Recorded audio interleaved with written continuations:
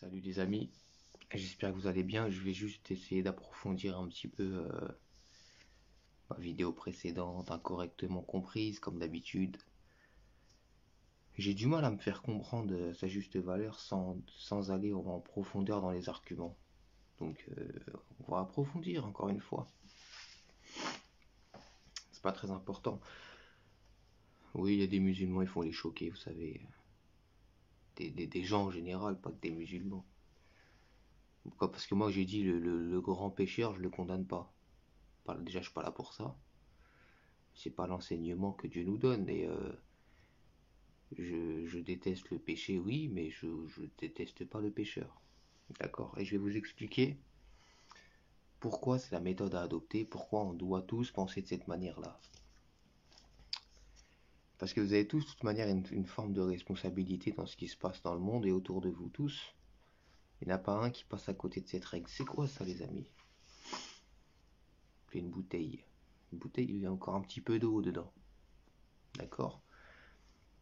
Si j'ouvre le bouchon et que je continue de déverser de l'eau sans m'arrêter, je reçois des snaps à 5h du sabah, bravo les frères. J'ouvre le bouchon, je déverse de l'eau, de l'eau, de l'eau, de l'eau. Qu'est-ce qui va sortir de la bouteille? Ça va déborder de quoi? Ça va déborder d'eau. La mal, il n'y a que de l'eau dedans. Si à l'inverse, je mets que de l'alcool, je verse, je verse, je verse, jusqu'à ce que ça déborde. Qu'est-ce qui va en sortir? De l'alcool, il n'y a que ça dedans. Forcément, on ne peut pas avoir autre chose. Les êtres humains fonctionnent de la même manière. Tu rejettes, tu fais déborder de toi ce que tu as au fond de toi-même et ce que tu connais, c'est tout. Si toute ta vie, t'as eu que des problèmes, ça a été que dans le jugement des gens, que dans la méchanceté, t'as que ça au fond de toi. C'est ça qui va ressortir. Donc essayez plutôt que de juger, d'aller mettre un petit peu d'eau dans ces gens-là. Vous n'êtes pas là pour juger, vous. Vous voyez, un petit jeune, par exemple, qui va voler pour vivre, s'il va voler, c'est parce qu'il a vu les bénéfices du vol autour de lui. S'il connaissait pas le vol, il avait dans son entourage que des gens qui font de l'argent correctement, légalement, en investissant, en étant patient, en travaillant, il aurait fait pareil.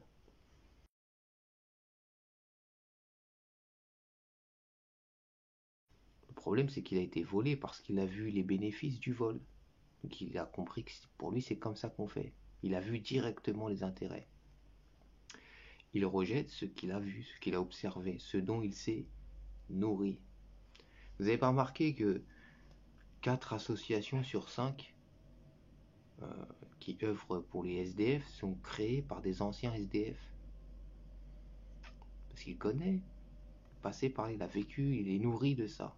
Il connaît la difficulté de ça. Les associations qui aident les autistes. Regardez à la tête, c'est qui? C'est toujours des gens qui ont un enfant autiste ou un parent autiste. Vous voyez? Si tu connais pas les choses, si tu les traverses pas, tu connais rien. Et puis tu n'y vas pas non plus. Le péché, comme les bonnes actions, c'est la même chose. C'est pour ça que vous avez tous une forme de responsabilité dans la cohésion commune.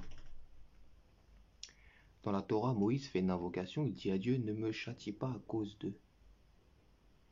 Il s'inclut dedans, il sait que quand il pleut pour tout le monde. Quand il fait beau, le soleil se lève sur tout le monde. C'est aussi ce qui est écrit dans Matthieu chapitre 5. Donc c'est pas compliqué les amis, vous n'êtes pas là pour juger un tel et un tel. Le prophète David n'a pas tué un homme injustement comme ça, gratuitement. Il l'a fait. Il y avait une femme dans le royaume du prophète David, et quand David a posé les yeux sur elle, il est tombé littéralement fou d'elle. Il ne pouvait plus la sortir de son esprit. Donc il s'est renseigné sur elle. Qui est-elle? Puis un homme est venu lui dire, c'est la femme d'un tel. Le problème, c'est que un tel, c'était un homme qui avait un haut grade dans l'armée du prophète David. Donc c'est un homme qui travaillait pour le prophète David, qui était un responsable des armées. Donc c'est un allié du prophète David. C'est un homme qui était prêt à donner sa vie pour lui. Et la tête du prophète David a tourné à ce moment-là, victime de sa faiblesse, de sa passion. Il a été appelé par les mauvaises choses. Donc il a été voir un autre gradé, encore au-dessus de cet homme-là. Il lui a dit, je vais envoyer cet homme-là en combat contre une autre armée. Arrange-toi pour qu'il soit tout devant au premier rang. Tu vois, il voulait le mettre en danger en fait. C'est ce qui s'est passé. Donc cet homme-là est parti à la guerre, ils l'ont mis au premier rang, il s'est fait tuer. C'était la volonté du prophète David. Et donc il a été courtiser sa femme juste par derrière, ce qui lui a valu la colère de Dieu d'ailleurs. Il le sait, il en était conscient. C'est assez inscrit dans les psaumes. Il dit, j'ai fait le mal à tes yeux de sorte que tu seras juste dans ton jugement. Vous voyez, c'est le jugement de Dieu qui l'intéressait d'ailleurs, pas le jugement des gens, mais il l'a payé cher. Son royaume s'est fait savater, il en a perdu des gens, bon, il a subi les conséquences de tout ça. Mais qui parmi vous va venir en face de moi me dire, moi je suis mieux que le prophète David, moi? Pourtant il a commis, c'est une dinguerie ce qu'il a fait, c'est un péché, que Dieu nous en préserve, c'est quand même un truc assez...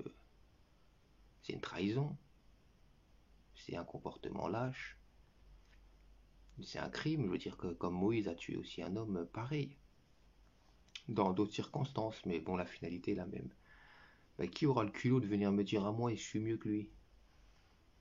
Et essayer d'aller plus loin que la forme, dire ouais, t'as fait ça, je te crache dessus, t'es un mauvais. Je veux dire, il y a beaucoup d'alcool dans la bouteille de cette personne, hein, pour reprendre la métaphore. Pourquoi tu viens pas me jeter un peu d'eau, toi? Sert à ça. Vous pouvez être le déclenchement dans la vie de quelqu'un, vous ne le savez pas. Vous pouvez être le déclenchement de quelque chose de merveilleusement beau ou d'horriblement moche. Il suffit d'une goutte, comme on dit, pour faire déborder le vase. Hein. Ben, c'est pareil. Vous pensez toujours à ça. Qu'est-ce que tu mets dans la bouteille des gens? C'est tout. Puis la culpabilité, c'est déjà une punition. Vous pensez que les gens qui font des conneries, ils le vivent bien. Il n'y a pas pire que de ne pas être en paix avec soi-même, ne pas être apaisé. S'endormir plein de tourments, plein de... Ils sont déjà dans la sanction, en vérité. Tu vois, viens pas en rajouter. Essaye de changer les gens. Le pire aujourd'hui peut être le meilleur demain. Déteste le péché, pas le pécheur. Si tu n'arrives pas à comprendre ça, débrouille-toi. Moi, je suis juste venu te dire ce que Dieu nous dit. C'est tout. Voilà, c'était une parenthèse, je voulais clarifier ça, ça a été mal compris. C'est ma méthode, c'est comme ça que moi je vois les choses. Et point final. N'en déplaise à qui vous voulez. Portez-vous bien. Et pour les dons, c'est toujours en description, les frères. On fait une tête. Je trouve que les gens se comportent bizarrement. Je pense que par moments, les hommes sont terriblement décevants. Tu crées des êtres humains capables de faire le bien et d'aimer. Et c'est la haine qui prend le dessus, sans aucune raison. Il ne faudrait pas les laisser faire. Pourquoi il ne les punit pas? Je ne sais pas. Je crois qu'ils n'aiment pas beaucoup punir et les erreurs commises peuvent être positives. En plus, les punitions ne font pas changer les gens dans le fond. Je voudrais punir les garçons qui ont fait du mal à Nguyen aujourd'hui. Je comprends ta réaction, mais en fait, ils se punissent eux-mêmes. Parce que la haine les empêche de trouver la paix intérieure. La haine est la pire de toutes les maladies que le monde ait connues. Ce qui est le plus triste, c'est que le remède est à l'intérieur de chacun de nous. Et qu'est-ce que c'est? L'amour. Tout simplement.